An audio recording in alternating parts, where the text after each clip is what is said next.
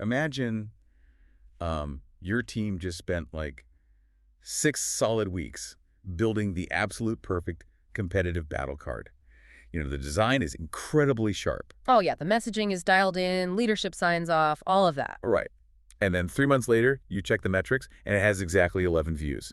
And the kicker is 2 of those were just you making sure the file uploaded correctly. Ouch. Yeah, that hurts. It really does. Welcome to the Deep Dive, everyone. You asked us to look into your team's content ROI, so today we're pulling from a stack of your sources, anchoring heavily on JP LeMaitr's B2B sales article. Our mission is to figure out why great sales content goes totally unused. And how to fix it, right? Because it really is a massive race to potential. It feels like buying the most expensive, beautiful, organic groceries and then just shoving them in the back of the fridge to let them rot. That is a great analogy. And, well, most people assume that rotting food means it was bad to begin with, like a quality issue. Sure, that makes sense. But the data across your sources shows this is fundamentally a utilization problem. So letting those expensive assets sit there actively damages the business. Way beyond just the initial cost of creating them, I imagine. Exactly. I mean, the true cost includes ongoing maintenance, but the biggest hit is the opportunity cost. Deals literally stall out because reps show up empty-handed. While the perfect asset just gathers digital dust. But my first instinct as a manager would be to blame the sales reps. I think, I give you the tools. Why aren't you using them? Are they just lazy? It's tempting to think that, yeah. But you're fighting human psychology here and just the reality of modern sales. There's this metric called the 30-second rule. Wait, 30 seconds? Yeah, 30 seconds. If a rep cannot find an asset in 30 seconds or less, they simply assume it does not exist. Wow.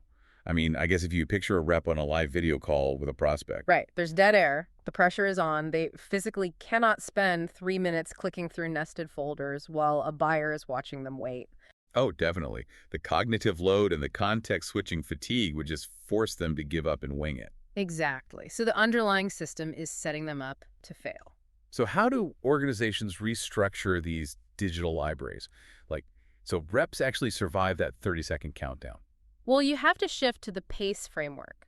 That stands for Performance, Access, Context, and Elimination. Okay, PACE, Performance, Access, Context, Elimination. Right. Performance is simply tracking what collateral actually moves the needle, but the biggest bottleneck for most teams is access. Which means what, exactly? Like just finding the stuff. Yeah, and the fatal flaw almost every company makes is organizing their content by format. Oh, like building a folder for videos, a folder for slide decks, that sort of thing. Precisely, which is terrible for access. Because it forces the seller to know the exact packaging before they even know what kind of solution they're looking for.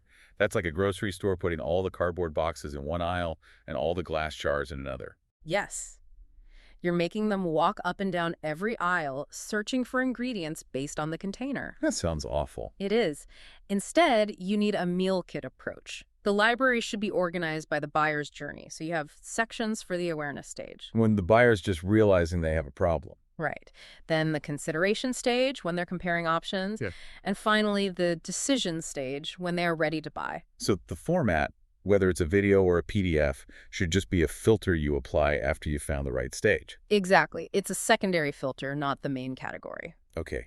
But even if we fix the aisles and I can easily find the glass jars for the decision stage, how do I know which specific jar the buyer actually wants me to open today? That requires the context part of PISA. You can't just hand a rep a massive library. Right, you need prescriptive guidance. Yes. You have to tell them, hey, when the prospect brings up implementation timelines, send them this specific fast deployment case study. Okay, that makes sense. But wouldn't that just add more clutter to the system? Well, providing that clear context requires the final step, which is elimination.